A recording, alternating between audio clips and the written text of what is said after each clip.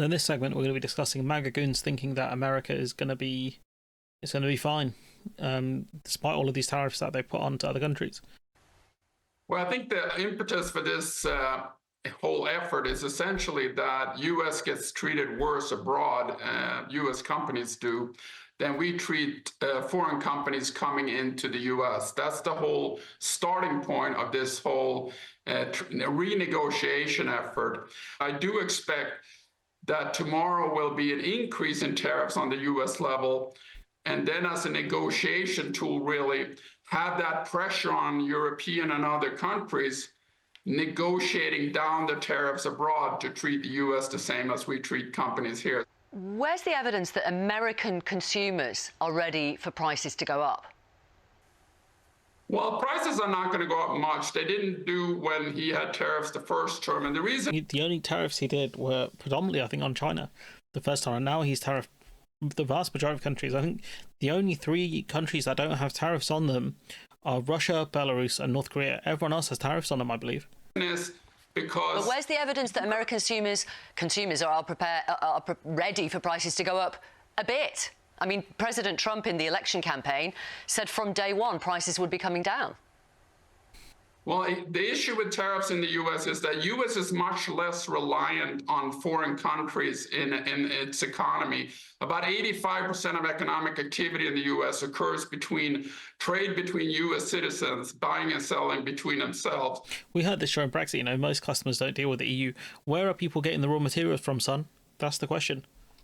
So only 15% roughly has to do with trade with other countries. So that's a stark contrast to many European countries, which have much higher export and import ratios relative to their economy. So when you talk about a 10 or 20% increase of 15% of activity, that is not a big deal for consumer prices in the U.S. You're talking at least, right, prices going up 10 to 15% on all goods, minimum. For consumption covers about 70% of the economy. So it's all fine. So, it's a little bit American consumers are going to be fine with it? They were last time. There wasn't any inflation. Inflation, economists typically, is just a matter of naming, but inflation typically refers to economy-wide increases in prices. That's not going to happen because of tariffs. Certain industry-specific... Man, this is so dumb. You're going to get one or two problems, right? Either the imports continue and the prices are going to go up dramatically, or it's not going to be, you know, that kind of market. You know, the importer or the exporter don't want to deal with you guys, and they're going to look at other markets to sell to, because the exporter's not going to want to take a 10 to 15% cut, you know, essentially a hit to their export product, and the importer is not going to want to pay the 10 to 15% tariff. So it's going to be up to one of them to figure it out, and if they don't, in the end, export to America, that means even more shortage, even more prices go up. We saw this with Brexit. It's not hard to understand at all.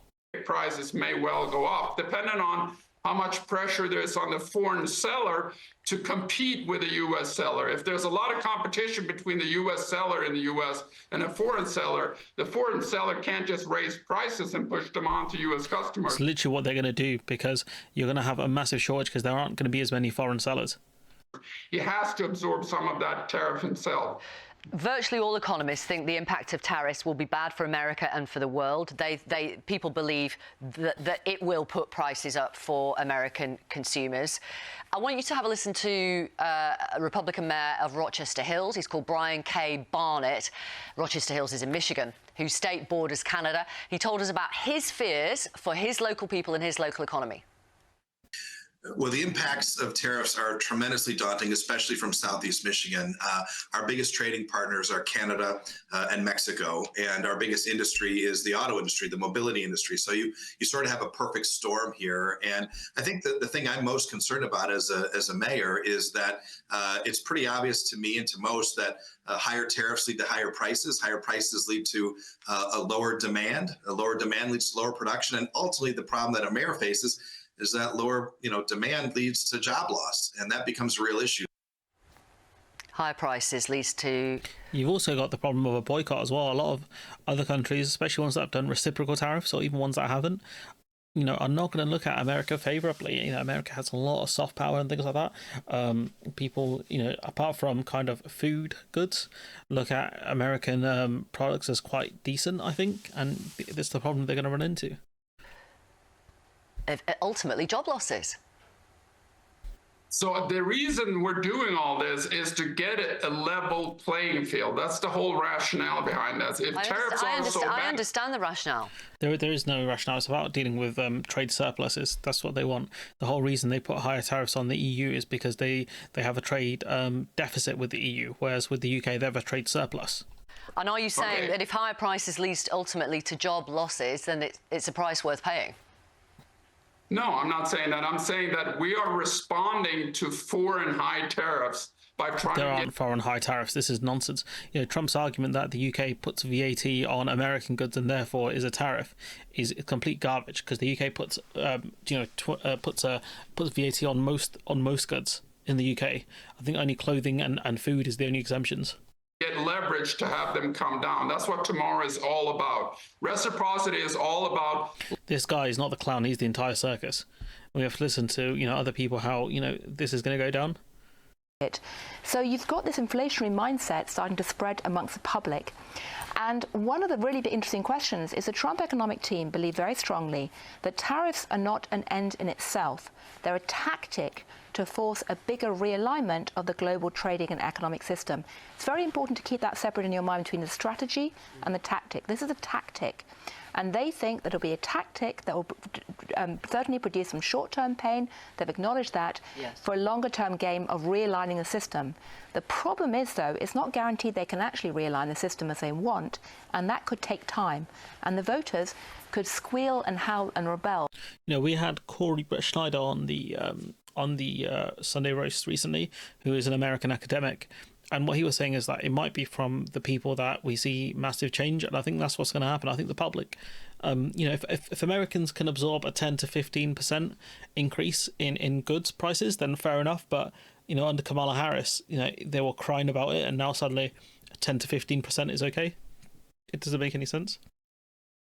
And when we look at kind of the whole thing about egg prices and things like that, like the US increasing egg imports from countries like Turkey. Turkey got hit with a 10% tariff. Brazil, 10% tariff. I'm not sure what South Korea is. So imports of eggs from these countries are going to go up by about 10%. So again, like it doesn't make any sense. I think they're paying like over $10 for like a box of eggs or something like that. $10 to $15. You're talking about extra small increase of $1 or $2 or $1.50 potentially. Can you afford to pay that? You're crying under Kamala, crying under Biden. Now it's going to get worse. And if you look at it here, right, most according to this, the Observatory of Economic Complexity, the US imports eggs primarily from Canada, Netherlands, the United Kingdom, China, and Turkey, right? So on China, they put, a 64% tariff or some nonsense. On Canada, they've got a high tariff. The Netherlands has 25%. So you're talking the egg prices going up dramatically, especially the Canadian and Dutch ones. You're talking 25% or more. Can the American consumer really handle that? I don't think they can. And she mentioned kind of realignment. Journalist Gillian Tett talked about realignment. We are seeing that more. Other countries working together. It's crazy business. China, Japan, and South Korea held the first trade talks in 5 years on Sunday, amid concerns over U.S. President Donald Trump's import tariffs. The three Asian manufacturing giants agreed to, quote, closely cooperate for comprehensive and high-level talks to improve free trade in the region. That's according to a statement released after the meeting.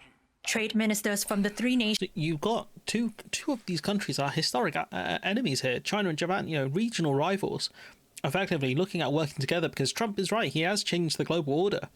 He's made it way worse for America. America's lost so much goodwill, so much credit here. It's amazing. Nations met ahead of Trump's planned announcement on Wednesday of more tariffs in what he calls, quote, Liberation Day. Last week, Trump announced 25% import tariffs on cars and auto parts, a move that may hurt companies, especially Asian automakers, which are among the largest vehicle exporters to the U.S. Trump is worried about, or I don't know how worried he is, but America is worried about Chinese automobile companies, because they are doing really well, in terms of the quality of product they are producing at the price they are producing at.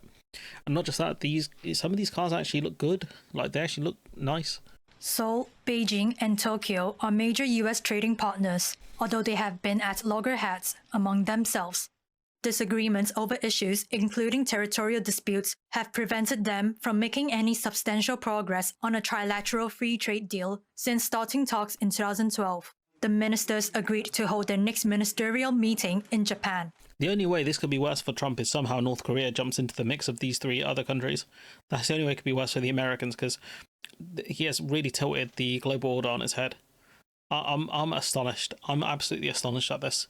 The fact that he's uniting enemies against him. Countries that, South Korea and Japan are historic allies of the Americans, right?